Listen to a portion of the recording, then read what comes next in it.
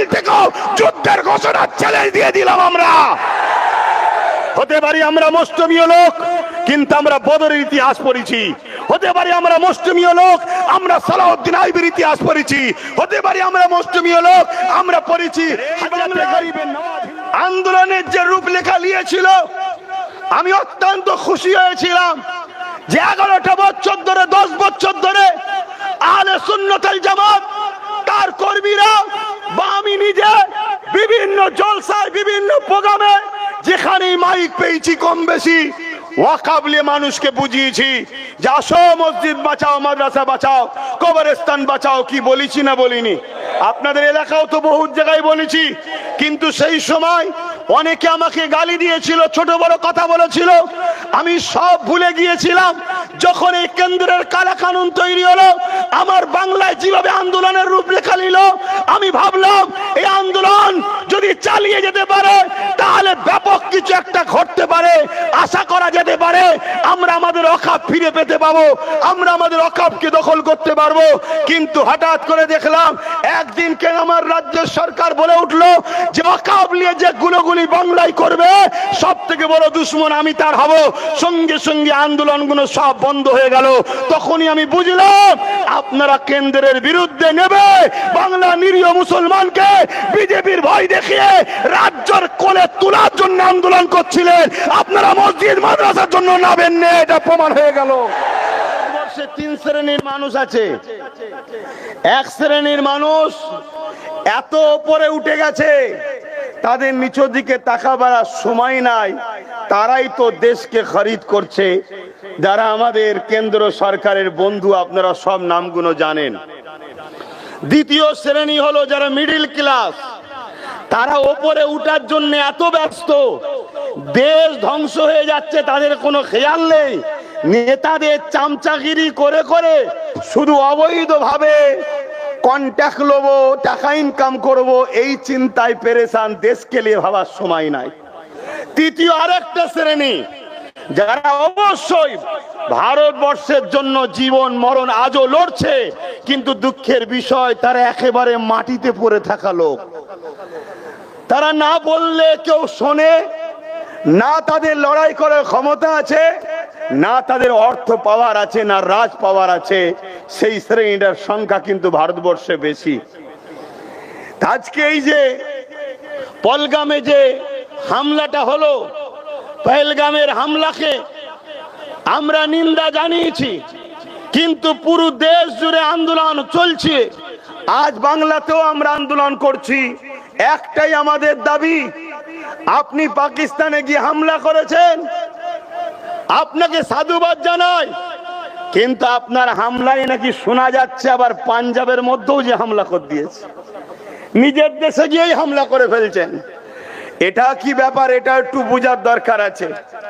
তবে আপনাকে আমরা শ্রদ্ধার সাথেই জানাচ্ছি, আমার দেশের উপরে যারা বারবার হামলা করছে তাদের সঙ্গে সমস্ত রকম সম্পর্ক বিচ্ছেদ করতে হবে, এবং যারা আসামি তাদেরকে উপযুক্ত শাস্তি, মৃত্যুদণ্ড দিতে হবে। আপনারা কি একমত তো নাকি?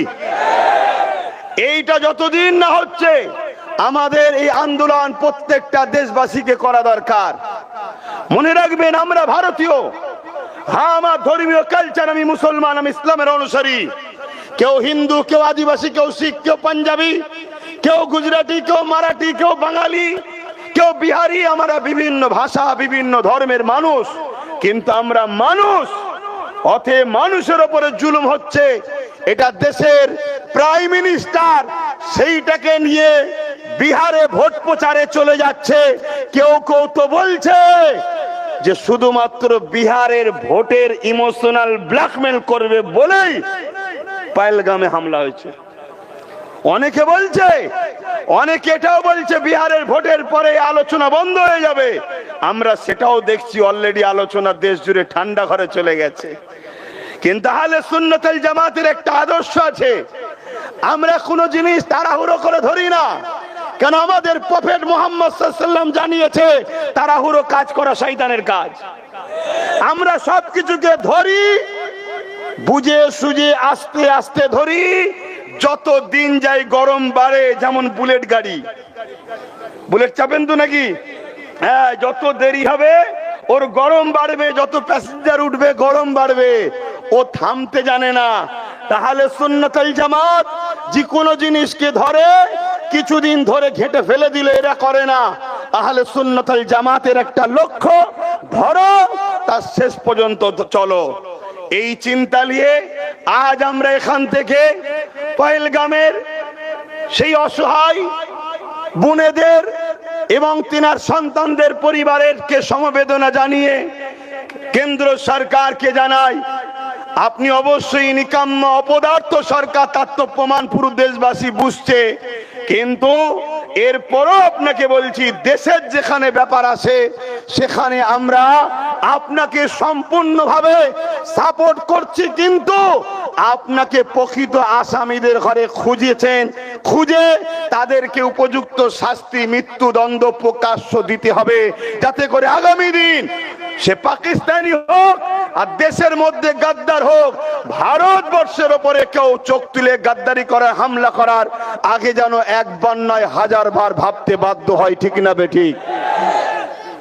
আজকের এই প্রোগ্রাম দ্বিতীয় ওয়াকাফ 2025 কালা কানুন, তার প্রতিবাদে আমরা ওয়াকাফ কালা কানুনকে মানি না। কেন মানি না? এক তো আমার ধর্মীয় ভাবাবেগে আঘাত দিয়েছেন, যে আঘাত দিবার অধিকার ভারতবর্ষের কারো নাই। আপনি প্রাইম মিনিস্টার হতে পারেন, আপনি আমার ভারতের রাজা নয়, আপনি প্রধানমন্ত্রী হতে পারেন, আপনি ভারতবর্ষের কোন মালিক নয়। ভারতবর্ষে আমরা সবাই রাজা। আমরা আমাদের মধ্য থেকে কেউ বেশি যাকে পছন্দ করে, যার পক্ষে লোক বেশি যায়, সে ক্ষমতার আসনে বসে শুধু দেশ ও দেশবাসীকে সুন্দরভাবে পরিচালনা করার জন্য। তাই এই যে ওয়াকাফ কালা কানুন, এ কানুন যেমন ধর্মের বিরুদ্ধে, পাশাপাশি আপনাদেরকে জানাই এই কালা কানুন হচ্ছে আমার ভারতবর্ষের সংবিধানকে বুড়াগুল দেখিয়ে সংবিধান বিরোধী একটা আইন তৈরি করেছে। তাহলে আমাদের লড়াই একদিকে যেমন সংবিধানকে বাঁচানো, আর একদিকে লড়াই আমাদের ওয়াকাফ সম্পদ, ইসলামের ঐতিহ্য, এটাকে বাঁচানো। এই দুই লড়াই কিন্তু আমরা নেমেছি। তবে আজকে এই যে গ্রামগঞ্জে হচ্ছে, এর একটা কারণ আছে, এর কারণটাও বলে যায়। এর কারণ হচ্ছে আমরা যদি 50% পুরুষ হই, 50% কিন্তু মায়ের জাত নারীদেরও জানা দরকার ওয়াকাফটা কি, তাদেরও অবদান আছে না নাই? কেন আমার দেশের সংবিধান আমাদেরকে এমন একটা অস্ত্র দিয়ে গেছে, ওই অস্ত্র 5 বছর ছাড়া ছাড়া একবার করে ধার দিবার সুযোগ পাওয়া যায়। ওই অস্ত্র আমার মা বোনেদের হাতে আছে না নাই? তাদেরকেও একটু জানানো দরকার। তাই প্রথমে আহলে সুন্নাতুল জামাতের ছোটখাটো কর্মীদের দ্বারা বিভিন্ন জায়গায় প্রোগ্রাম হয়েছে।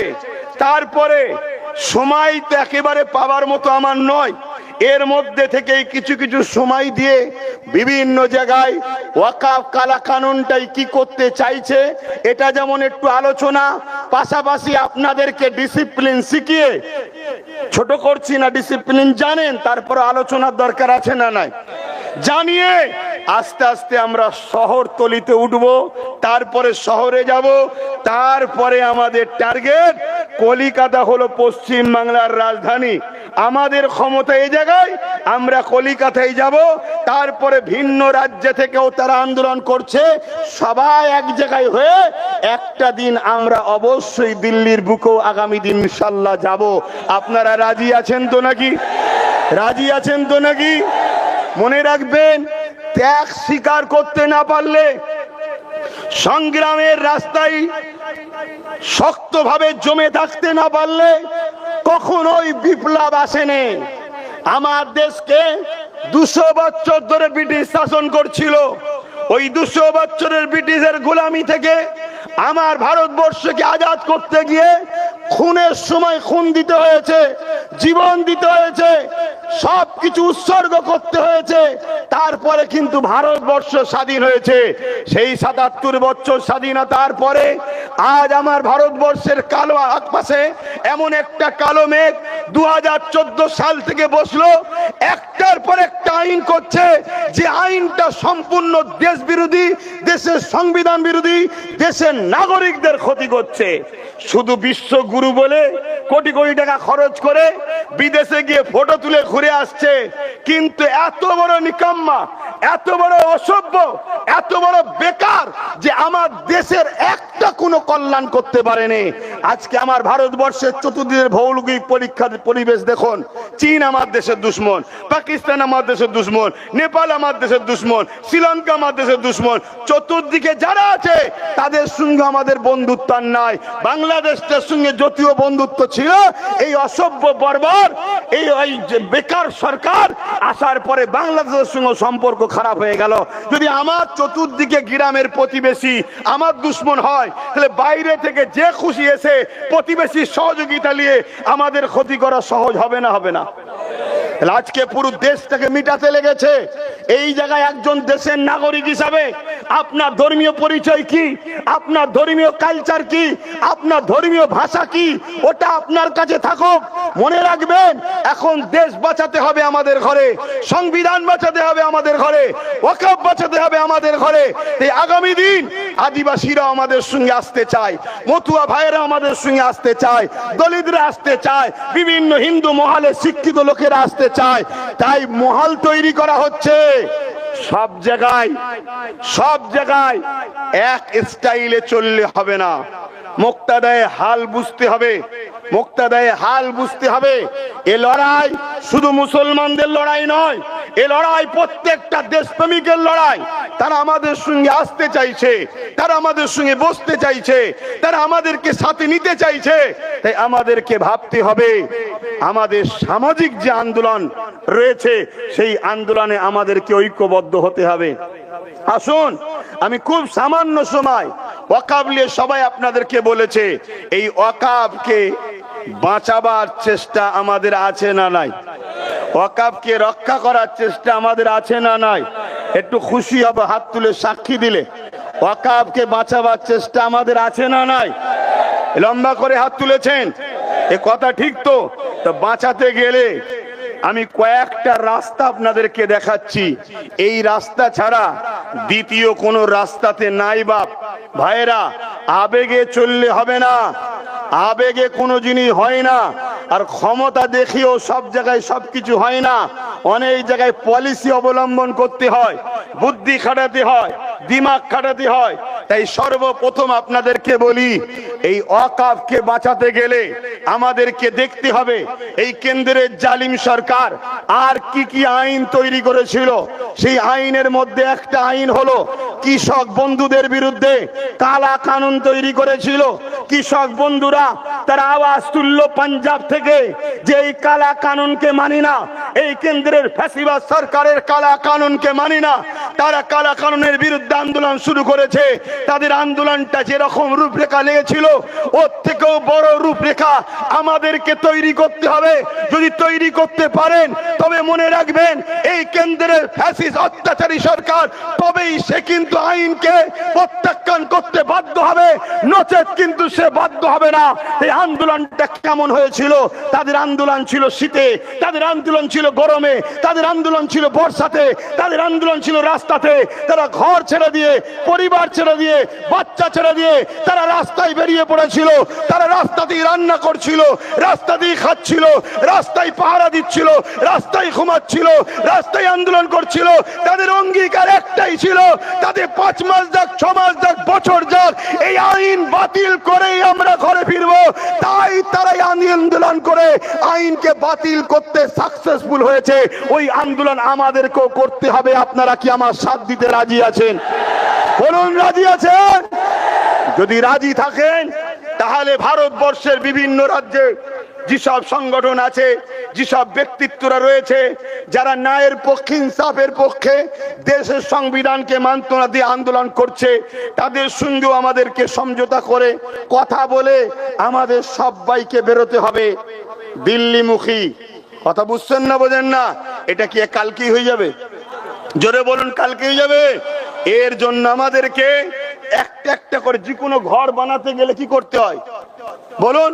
প্রথমে তলায় একেবারে নিচই খুঁড়তে হয়, তাতে ইট সোলিং করতে হয়, খাঁচা বাঁধতে হয়, সেখান থেকে ঢালাই কংক্রিট করতে হয়, আস্তে আস্তে আস্তে আস্তে উঠতে হয়, গাঁথনি হয়, তারপরে কি বলে তাতে ঢালাই হয়। সময় লাগে না? লাগে না? তা আপনাদের সেই ধৈর্য আছে? সেই সময় আছে?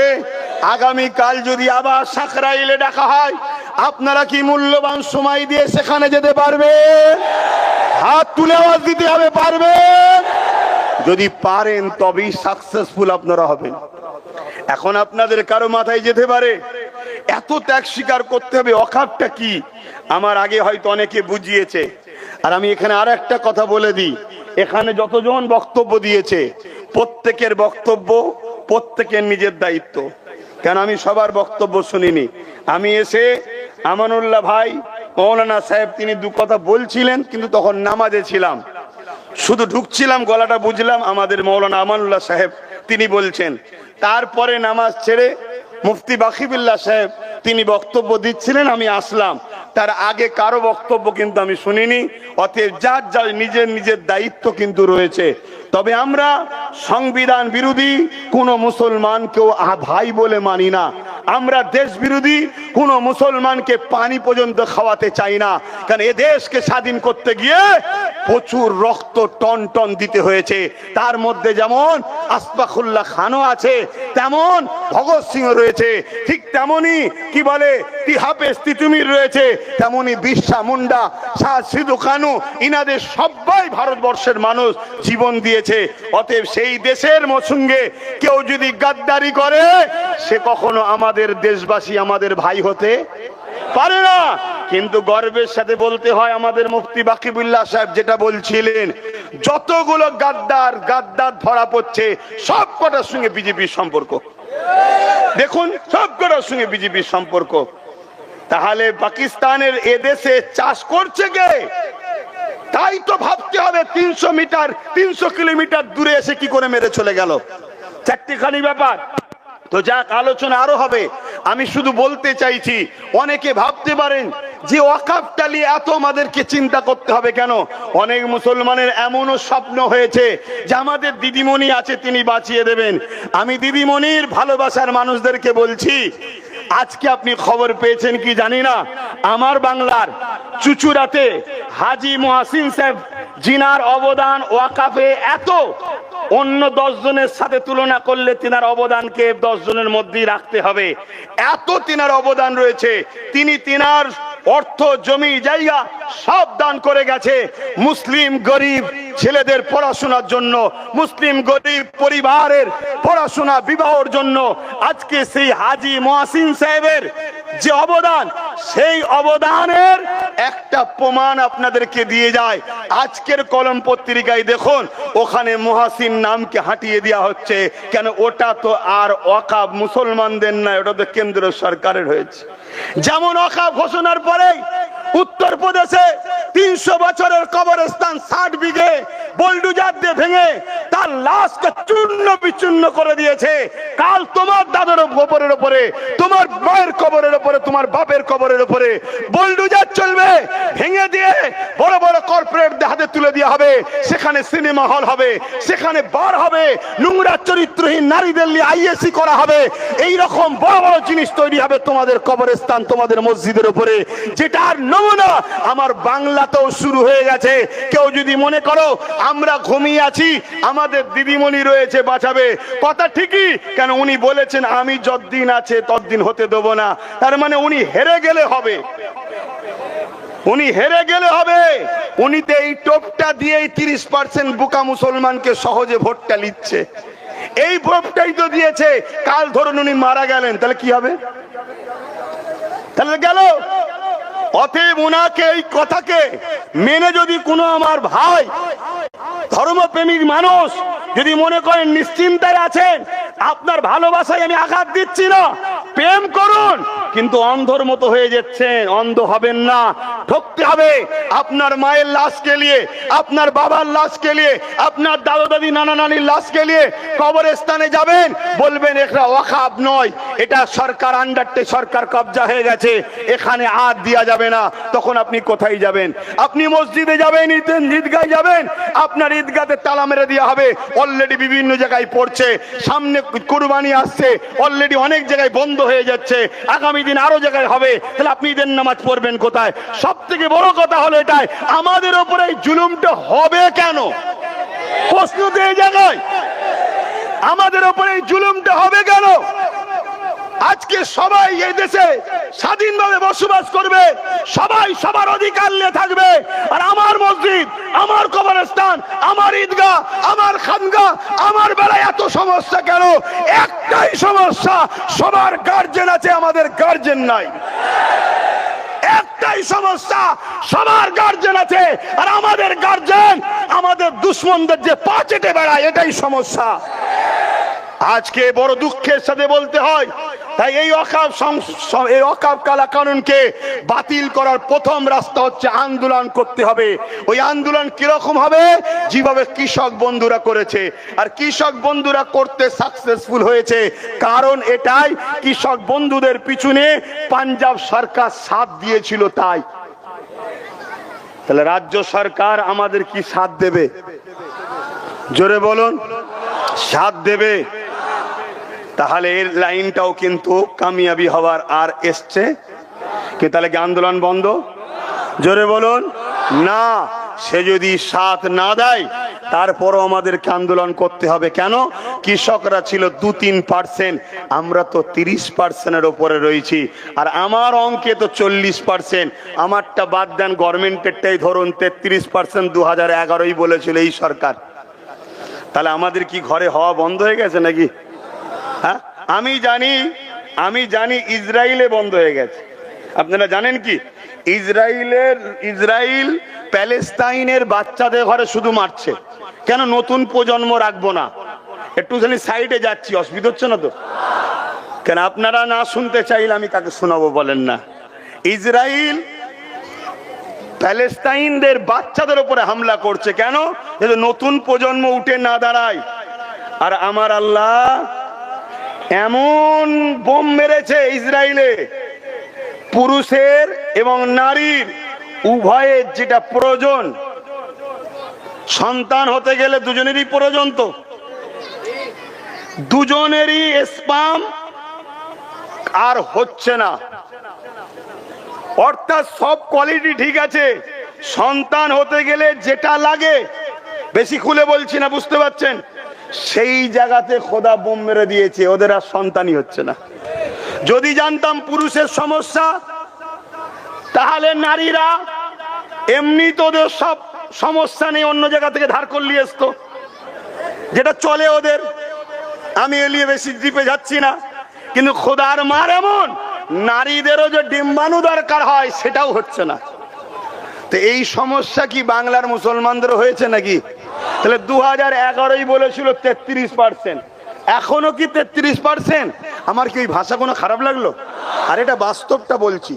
33% আমরা নয়, চলো তারপরেও 33% ধরেই চলছি। 2% যদি পাঞ্জাবিরা, শিখ ভাইয়েরা সরকারের সহযোগিতা নিয়ে আন্দোলন করে, তারা যদি কি বলে কেন্দ্রে কালা কানুন, কৃষক বিরোধী কালা কানুনকে যদি বাতিল করাতে পারে, আমরা এখানে 33, আমরা পুরো দেশে রয়েছি, আমরা পুরো দেশ জুড়ে যদি আন্দোলন করতে পারি, তাহলে ওয়াকফ কালা কানুন কেন্দ্র সরকারের ঘাড়ের মাজাল্লায় লাগু করতে পারে, ঠিক না বেঠে? কিন্তু দলের মধ্যে যদি গাদ্দার থাকে,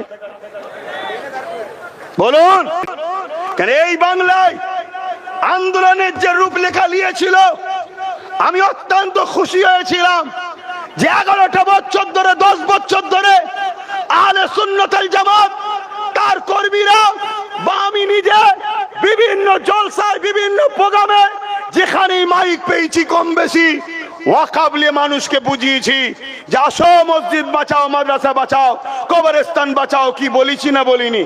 আপনাদের এলাকাও তো বহু জায়গায় বলেছি, কিন্তু সেই সময় অনেকে আমাকে গালি দিয়েছিল, ছোট বড় কথা বলেছিল, আমি সব ভুলে গিয়েছিলাম। যখন এই কেন্দ্রের কালা কানুন তৈরি হলো, আমার বাংলায় যেভাবে আন্দোলনের রূপরেখা নিল, আমি ভাবলাম এই আন্দোলন যদি চালিয়ে যেতে পারে তাহলে ব্যাপক কিছু একটা ঘটতে পারে, আশা করা যেতে পারে আমরা আমাদের অকাপ ফিরে পেতে পাবো, আমরা আমাদের অকাপকে দখল করতে পারবো। কিন্তু হঠাৎ করে দেখলাম একদিনকে আমার রাজ্যের সরকার বলে উঠলো যে অকাপ নিয়ে যে গুলোগুলি বাংলায় করবে সব থেকে বড় দুশ্মন আমি তার হব। সঙ্গে সঙ্গে আন্দোলনগুলো সব বন্ধ হয়ে গেল। তখনই আমি বুঝলাম আপনারা কেন্দ্রের বিরুদ্ধে নেবে বাংলা নিরীহ মুসলমানকে বিজেপির ভয় দেখিয়ে রাজ্যের কোলে তোলার জন্য আন্দোলন করছিলেন, আপনারা মসজিদ মাদ্রাসার জন্য নাবেন না, এটা প্রমাণ হয়ে গেল। যদি বলেন যে না আব্বাস সিদ্দিকী ভুল, তাহলে ভুলের প্রমাণ দেন কাল পরশু থেকেই শুরু করে দেন পুরো বাংলা জুড়ে যেমন আন্দোলন করেছিলেন। তাহলে আমি ক্ষমা চেয়ে নেবো, যে কোনো এক মজলিস থেকে ক্ষমা চাইবো যে আমি ভুল ছিলাম। কি ভাই ভুল হতে পারি? আন্দোলন শুরু করেন, প্রত্যেকটা আলেম, প্রত্যেকটা উলামা, প্রত্যেকটা মসজিদ, প্রত্যেকটা খানকা, সব জায়গা থেকে আওয়াজ উঠবে ওয়াকাফ আমাদের, কবরস্থান, মসজিদ, মাদ্রাসা আমাদের ইসলামের ঐতিহ্য। এই ঐতিহ্যের উপরে যে হাত তুলবে তার কালো হাতকে আমরা ভেঙে দেওয়ার চ্যালেঞ্জের সাথে বলছি। সে হতে পারে পিএম, হতে পারে সিএম, আমার সংবিধানের উপরে সে নয়। সংবিধান আমাদেরকে রাইট দিয়েছে, তার বিরুদ্ধে সংবিধানকে সামনে নিয়ে আজকে সাকরাইল থেকেও যুদ্ধের ঘোষণা চ্যালেঞ্জ দিয়ে দিলাম আমরা। হতে পারি আমরা মুসলিমীয় লোক, কিন্তু আমরা বদরের ইতিহাস পড়েছি। হতে পারি আমরা মুসলিমীয় লোক, আমরা সালাউদ্দিন আইবির ইতিহাস পড়েছি। হতে পারি আমরা মুসলিমীয় লোক, আমরা পড়েছি হযরতে গরিবে নওয়াজ হিন্দু